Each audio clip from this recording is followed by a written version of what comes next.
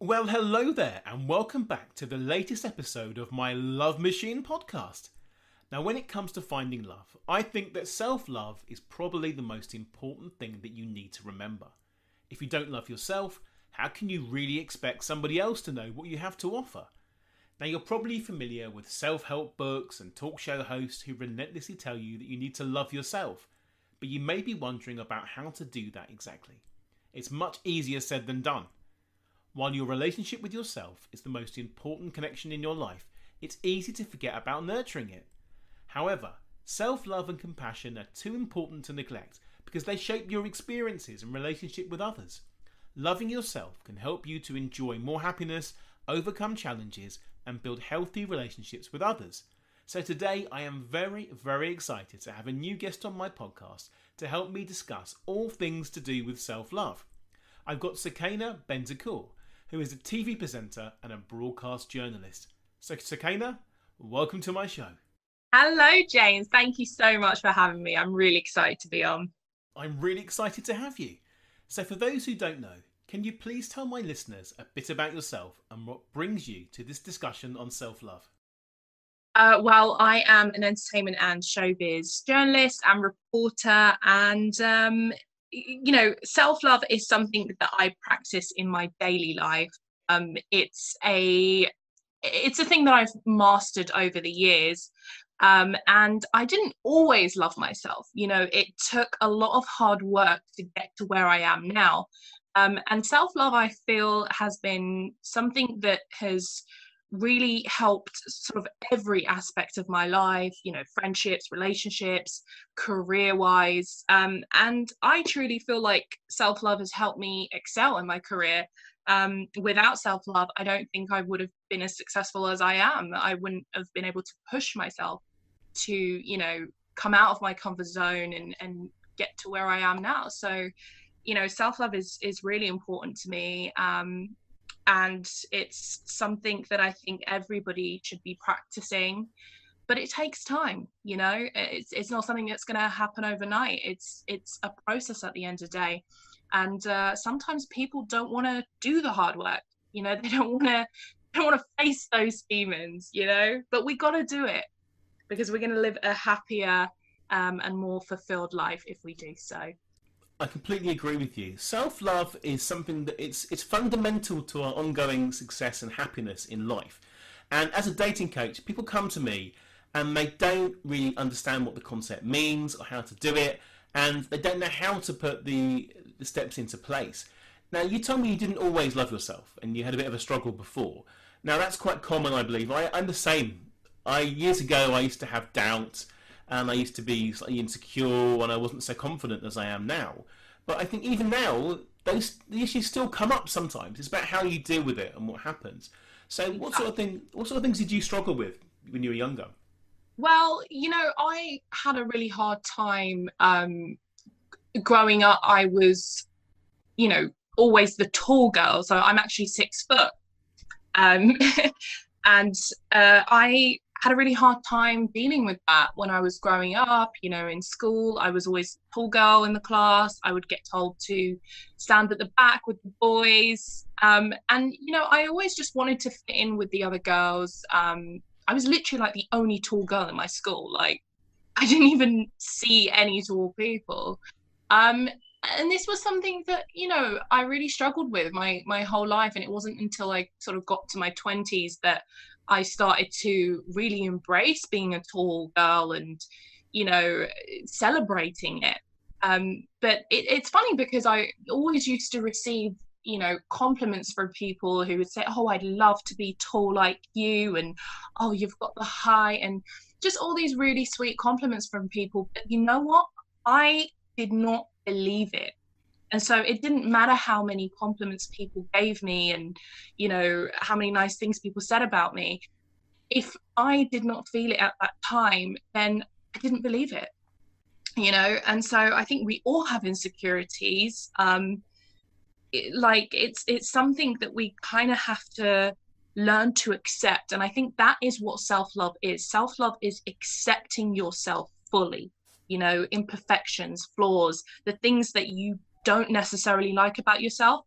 you have to learn to love themselves, like love it about yourself and celebrate it, you know, embrace it. So yeah, you know, definitely my height was a big insecurity of mine.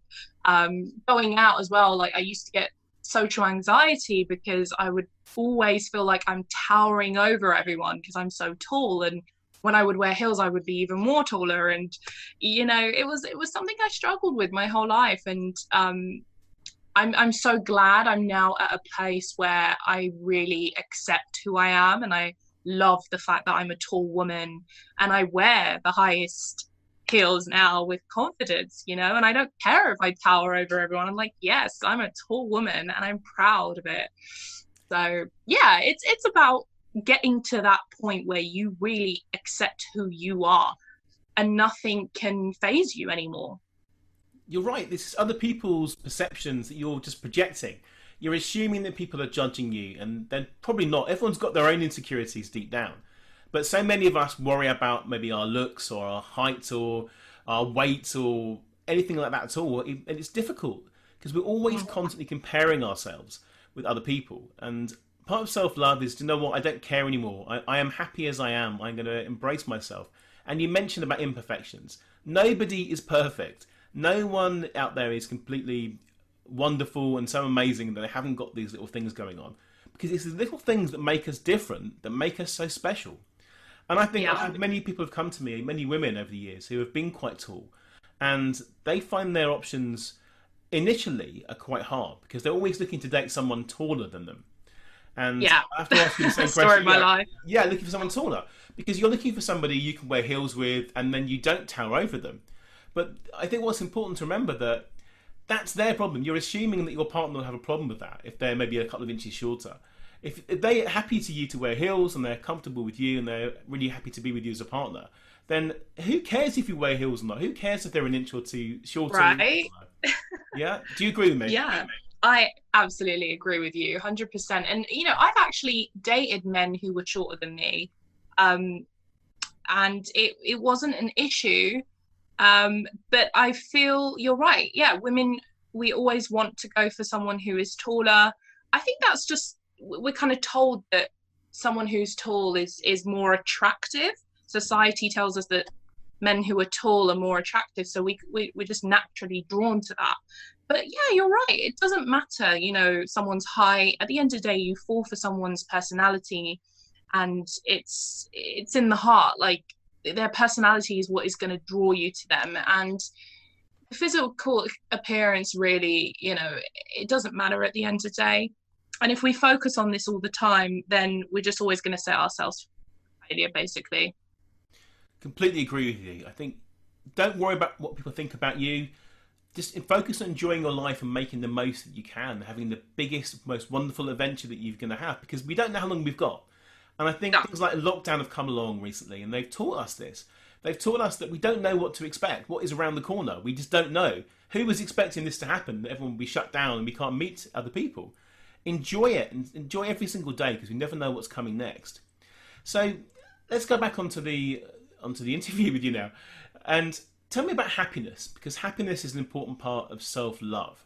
So Yes. how do you find happiness within yourself? Well, you know, I think self-love and happiness and just inner peace, these things all go hand in hand, really, because self-love is something that you find within yourself. It doesn't happen overnight. It's a process. So it's something that you have to keep practicing. And happiness is something that you find within yourself, and it's something that no one else can give you. And I think often we depend on other people for happiness, and I think you have to learn to not do that. You actually have to be, you know, okay on your own. I always say that you have to really be comfortable being alone before you actually go and, you know, get into a relationship or something. Because if you're someone that just cannot be alone, like you always feel lonely when no one's around you, then I think there's a problem there. I think you need to sit down and kind of reevaluate your life and reflect on things and ask yourself, why am I so low? Why do I always feel so lonely? Why am I not comfortable just being alone by myself and just enjoying my own time? So I think it's being able to find your kind of independence. So learning to be okay on your own, and celebrating small victories, celebrating your life, not being so hard on yourself, like just being, patient with yourself, and telling yourself, you know what, I'm human, I'm not perfect, I can make mistakes, and that's just part of learning. You have to make mistakes to learn. So just don't be so hard on yourself. And I really think that happiness is just being really content with what you have and being grateful. And I think the thing that I really believe we shouldn't do, and I think this robs us of our happiness, and this is comparing yourself. I think that is the worst thing you could ever do. Comparing yourself to other people, you're just bound to get hurt. You are special, you are different, you are unique. There is no other person like you on this planet, okay? So you need to take that, and you have to embrace that and celebrate that. Celebrate the things that make you different, your little quirks, and your imperfections. You have to take those things and celebrate those things.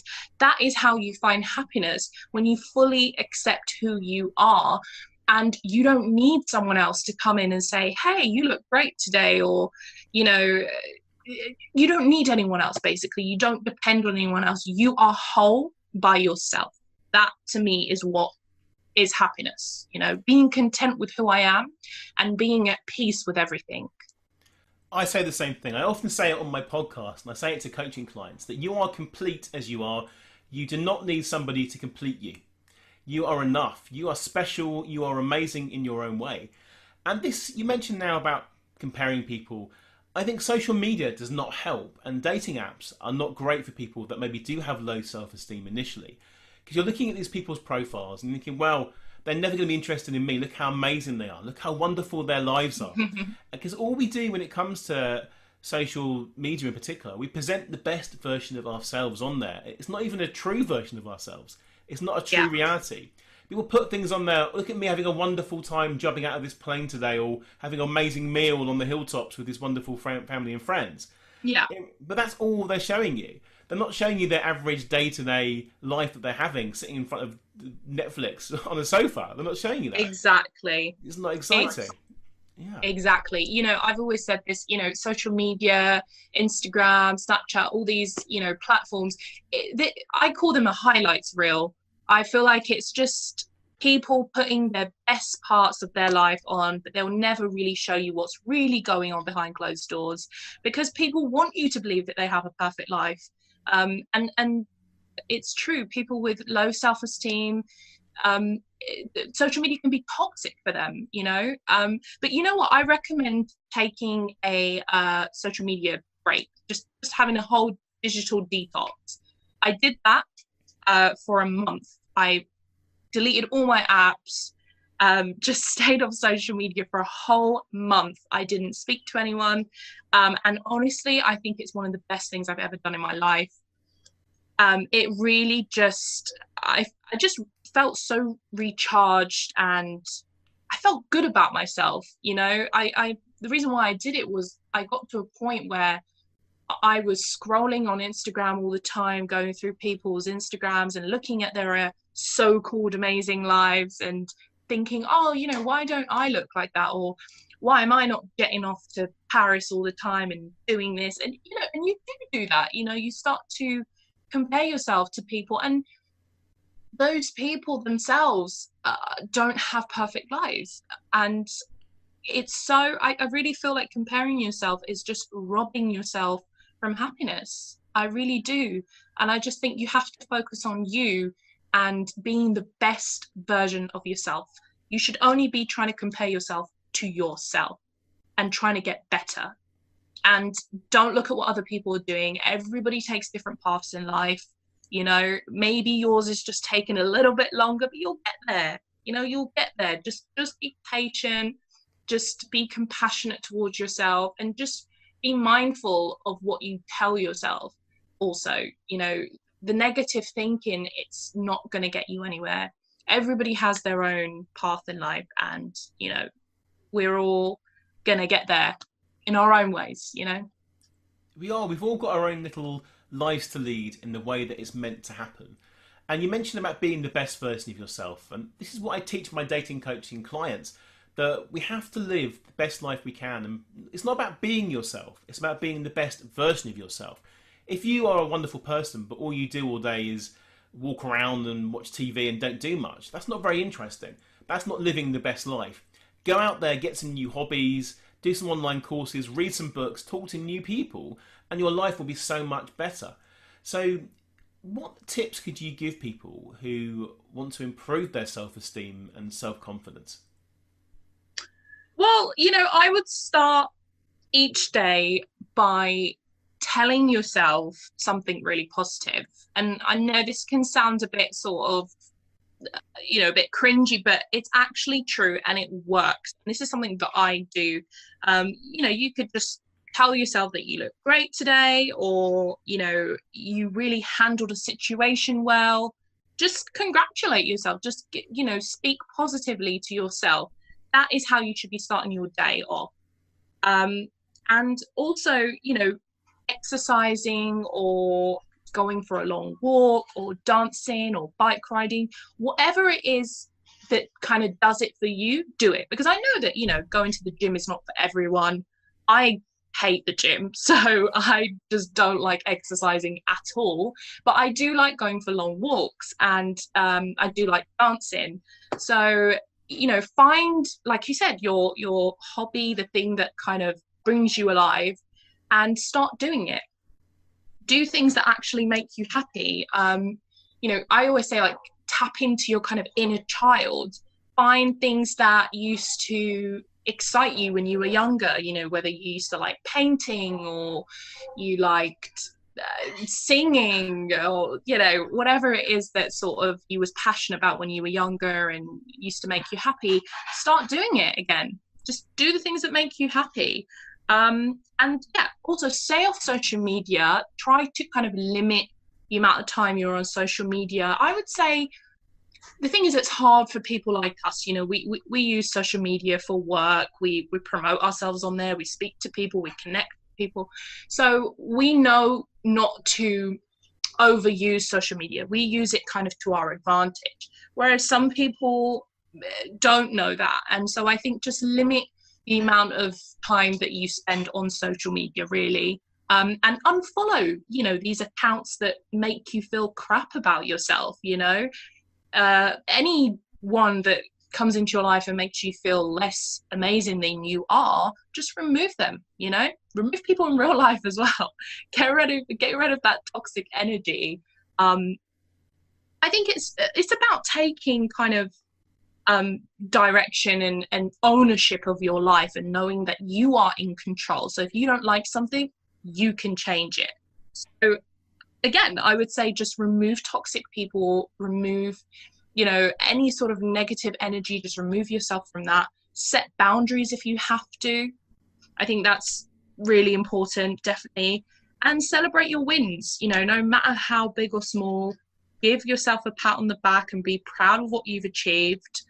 And just start being kind to yourself. I think that's the most important thing. Just being kind and patient with yourself, because we are so hard on ourselves sometimes. We beat ourselves up because, we made a mistake.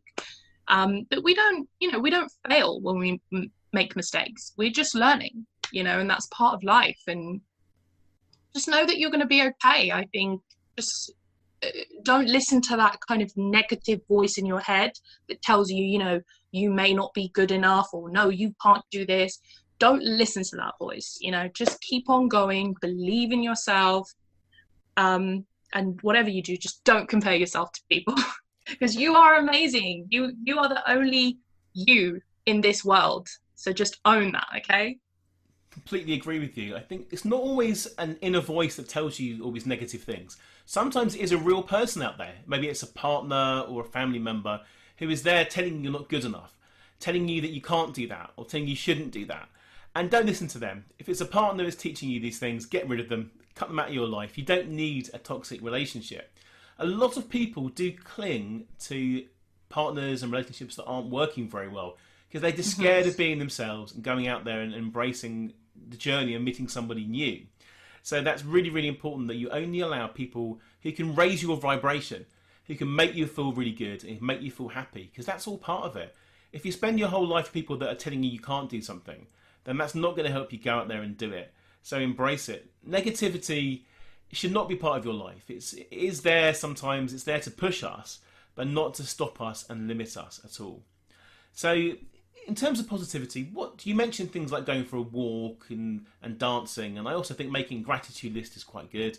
Even a compliments list is useful. Make a list of all the things that people pay you compliments about and just write them down. So one day you can look at these things before a big occasion, maybe it's a date or a job interview, and just to remind yourself of all the wonderful things people like about you.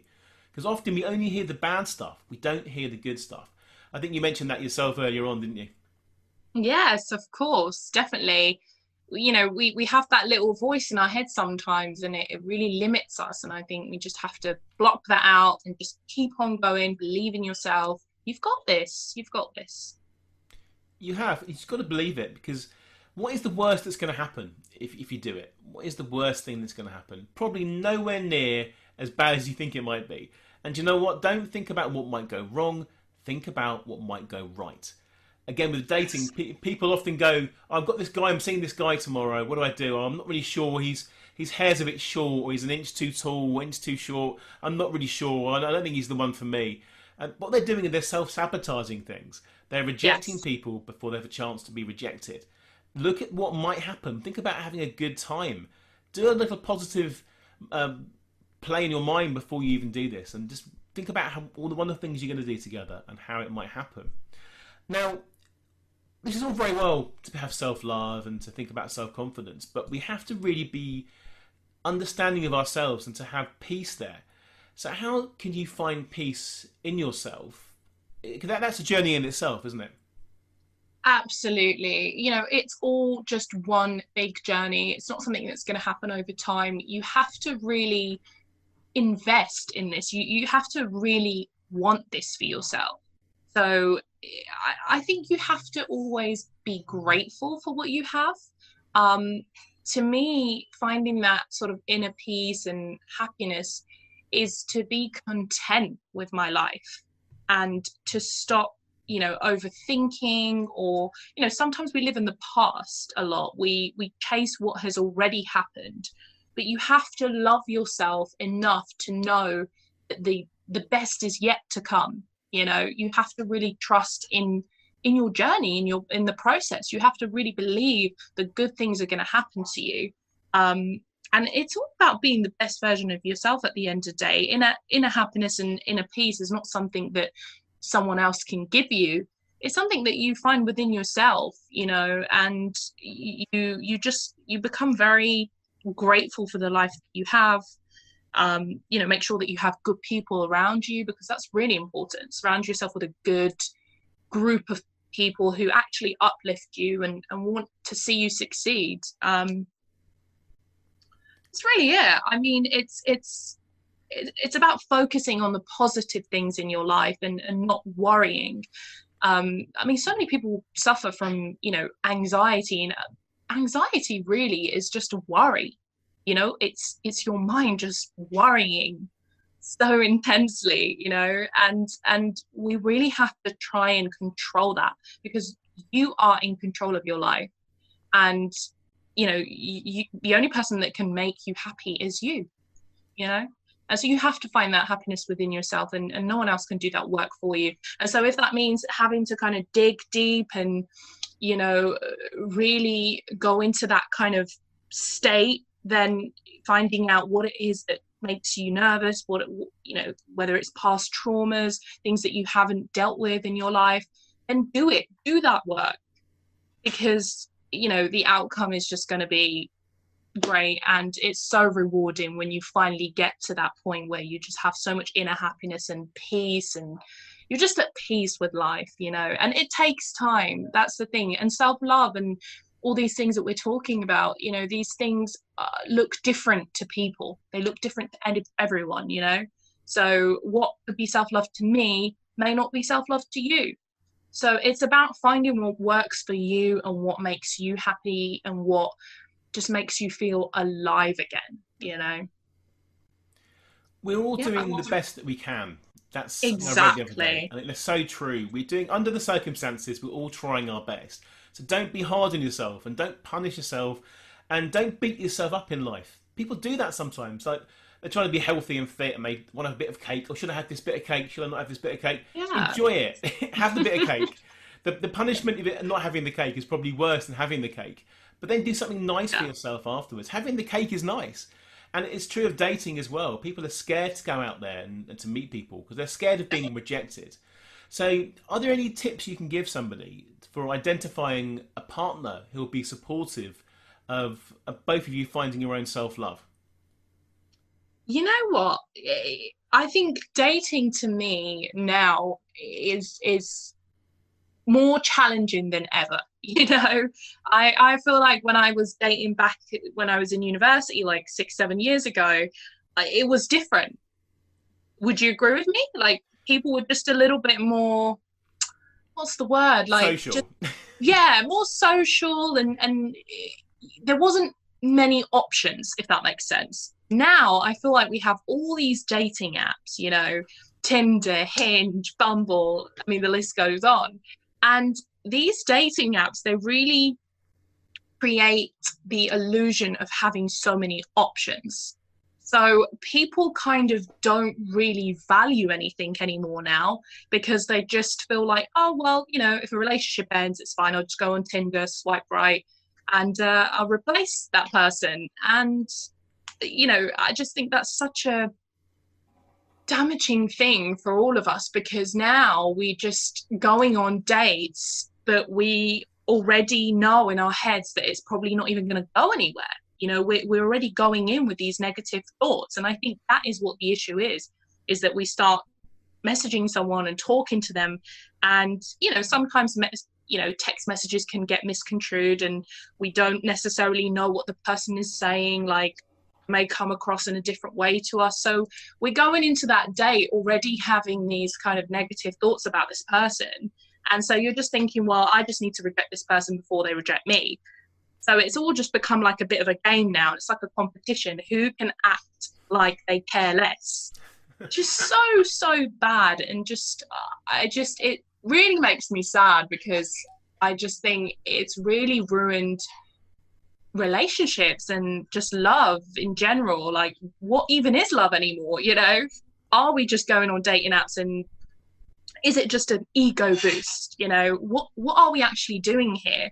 Because I don't really feel like people are even like meeting and developing sort of real connections here. It's all just feel like it's a competition now. And even just when you're texting someone, you know, I always have friends who come and ask me for advice. Oh, you know, I text him and he replied 24 hours later. So does that mean I should reply 48 hours later to him? You know, it's all these little rules and games and I can't keep up with it. Like, You're completely right. Dating people for the sake of it is what's happening. People yeah, aren't connecting as real human individuals anymore.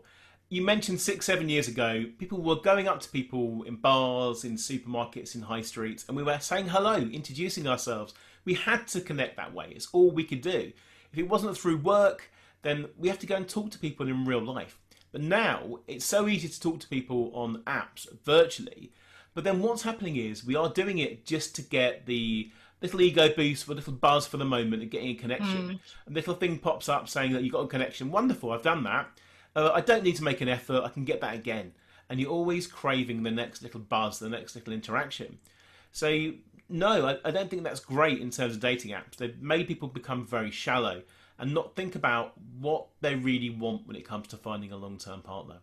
So my advice to people who are looking for more meaningful relationships is to get off the apps and try and meet people in real life. Now, that's not that easy at the moment, but people are still shopping.